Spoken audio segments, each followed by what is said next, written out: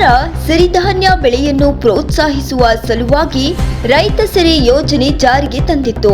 ಇದರಡಿಯಲ್ಲಿ ಧಾನ್ಯ ಬೆಳೆಯುವುದಕ್ಕೆ ಬೇಕಾಗಿರುವ ಬೀಜಗಳು ಮತ್ತು ರಸಗೊಬ್ಬರ ಪೂರೈಕೆಗಾಗಿ ಸರ್ಕಾರ 10,000 ರುಗಳನ್ನು ನೀಡುತ್ತಿದೆ. ಈ ಹಣವು ನೇರವಾಗಿ ರೈತರ ಖಾತೆಗೆ ಜಮಾ ಆಗುತ್ತದೆ. ಸಿರಿಧಾನ್ಯ ಬೆಳೆ ಕುರಿತು ರೈತರಲ್ಲಿ ಅರಿವು ಮೂಡಿಸಲು ಹಂತ ಹಂತವಾಗಿ ಟ್ರೈನಿಂಗ್ ಕೂಡ ನೀಡಲಾಗುತ್ತದೆ.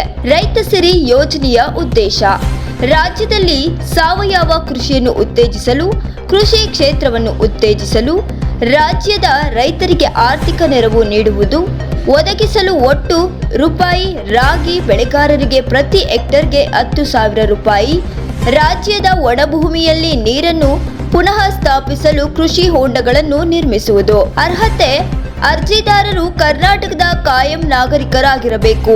ಅರ್ಜಿದಾರರು ವೃತ್ತಿಯಲ್ಲಿ ರೈತರಾಗಿರಬೇಕು.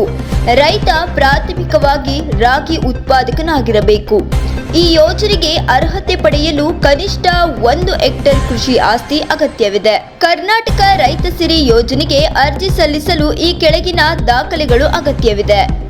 ಆಧಾರ್ ಕಾರ್ಡ್ ಅಥವಾ ಗುರುತಿನ ಪುರಾವೆ, ಅರ್ಜಿದಾರರ ಭೂಮಿಗೆ ಸಂಬಂಧಿಸಿದ ದಾಖಲೆಗಳು, ಶಾಶ್ವತ ನಿವಾಸಿ ಪ್ರಮಾಣ ಪತ್ರ, ವಿಳಾಸ ಪುರಾವೆ, ಪಡಿತರ ಚೀಟಿ, ಬ್ಯಾಂಕ್ ಖಾತೆ ವಿವರಗಳು, ಮೊಬೈಲ್ ನಂಬರ್, ಭೂ ದಾಖಲೆ ವಿವರಗಳು, ಪಾಸ್ಪೋರ್ಟ್ ಗಾತ್ರದ ಫೋಟೋಗಳು.